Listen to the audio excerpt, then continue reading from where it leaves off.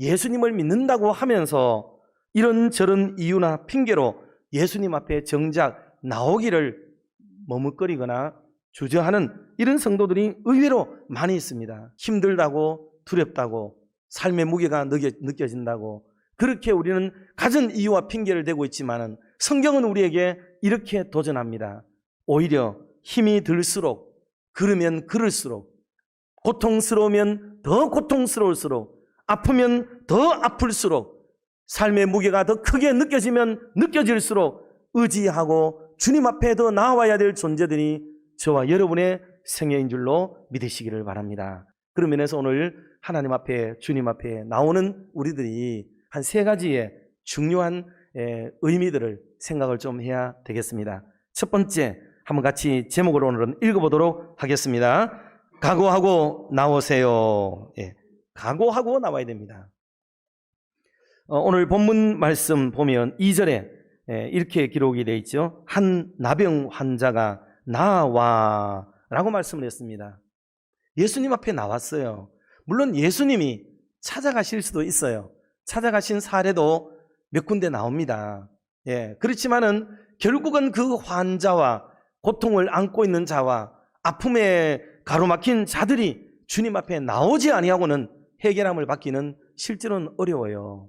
전체적으로는 예수님 앞에 나오는 게 정답이고 그게 해결의 첫걸음이라는 것을 우리는 알아야 하겠습니다. 그래서 나병 환자도 예수님이 죄인을 구원하신다더라, 질병을 고쳐주신다더라, 주님 앞에 가면 희망이 있다더라, 삶이 바뀌어진다더라, 새로운 국면을 맞이하게 된다더라 하는 얘기들을 이미 익히 소문으로 듣고 잘 알고 있었습니다.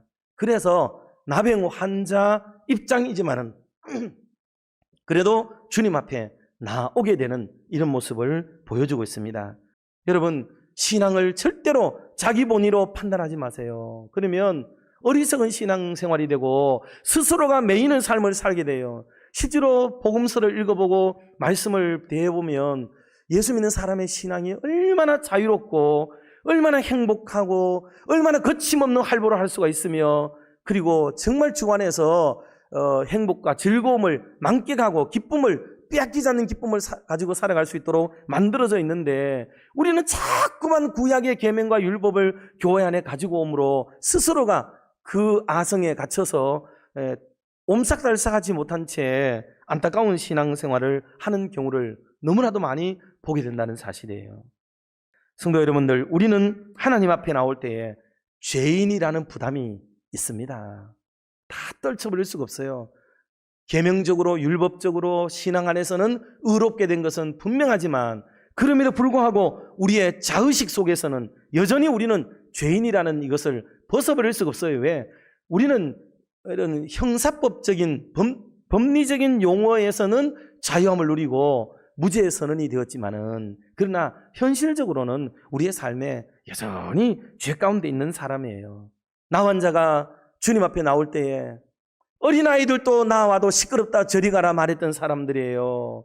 일반인들이 찾아와도 제자들이 그들을 가로막았던 사람입니다.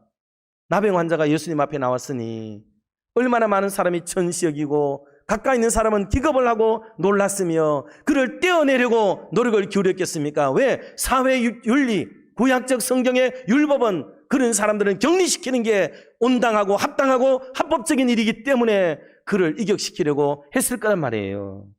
그런데 그런 정죄의 소리를 이겨내야 하고 그런 양심의 소리를 이겨내어야 됩니다. 주님이 필요한 사람이 그 난처한 입장과 형편을 그것을 고려하며 주님 앞에 나올 수가 있겠냐고요.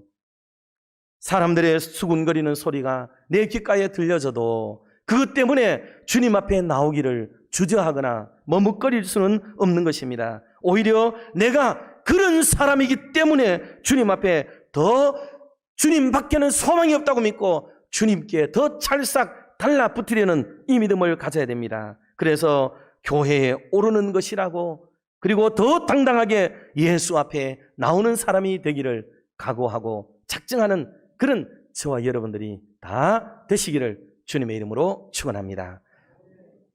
두 번째로는 경배하면서 나와야 합니다. 경배하면서 나와야 되죠. 이 프로세키네이라는 이 단어는요, 무릎을 꿇다라는 단어예요. 직역을 하면 무릎을 꿇다. 그러니 여러분, 무릎을 꿇는 거죠. 무릎을. 참 이게 신앙의 모습이 무엇이어야 하는지를 우리에게 가르쳐 주는 것 아닙니까? 주님 성전에 올라올 때에 저와 여러분이 무릎을 꿇는 심령으로 올라오시기를 주님의 이름으로 축복합니다.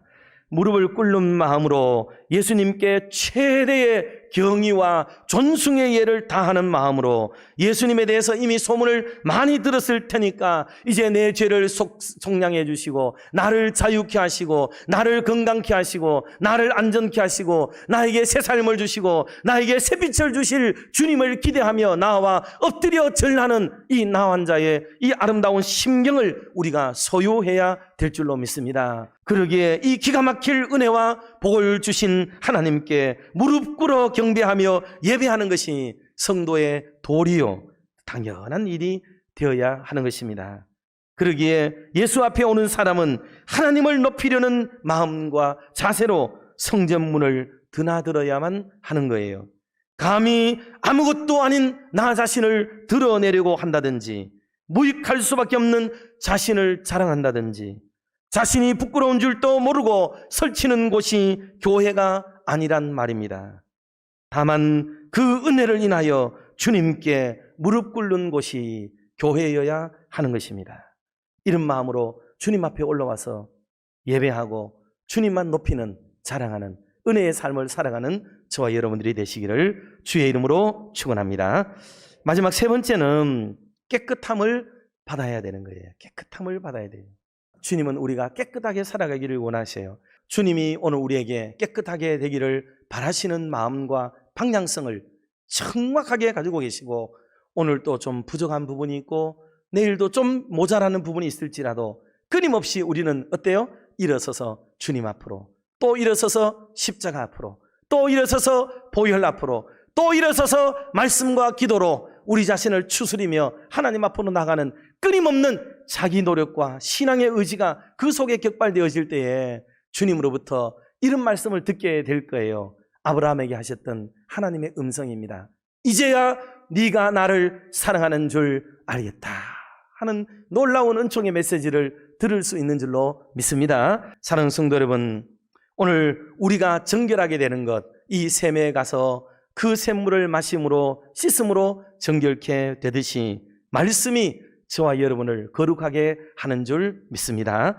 기도가 우리를 거룩하게 해요. 성령이 우리를 깨끗하게 하십니다. 주의 보혈이 저와 여러분의 죄를 깨끗게 하는 줄 믿습니다. 그래서 부정한 생각을 가진 자가 거룩한 생각, 옳은 생각을 가지게 되어지고 상처 입은 심령들을 주님이 어루만져서 치유하심으로 깨끗하게 하십니다. 고장난 내 신체 부위들을 주의 성령이 어루만지셔서 고치시고 회복해 하시는 은혜가 있을 줄 믿습니다. 틀어지고 엉켜진 우리의 관계 사이에 말씀이 스며 들어가서 불통이 소통이 되어지고 불화가 변하여 친화하게 되어지고 서로를 향하여 그쳤던 걸음이 다시 시작이 되어지고 중단된 악수가 다시 손을 맞잡고 성도의 아름다운 교제가 이루어지게 되는 이 놀라운 시작점이 거룩하게 되어지는, 깨끗하게 되어지는 은혜의 시작점이 되는 것입니다. 주님은 이것을 원하신다 말씀하십니다. 오늘 이로부터 저와 여러분이 이렇게 주님 앞에 나와야 될 이유, 또 나와서 얻은 아름다운 결과물을 우리의 삶의 현장 속에서 입증하고 나타내고 보여주는 그런 멋있는 삶을, 증인된 삶을 살아가는 저와 여러분의 남은 생애가 다 되시기를 주의 이름으로 축원합니다.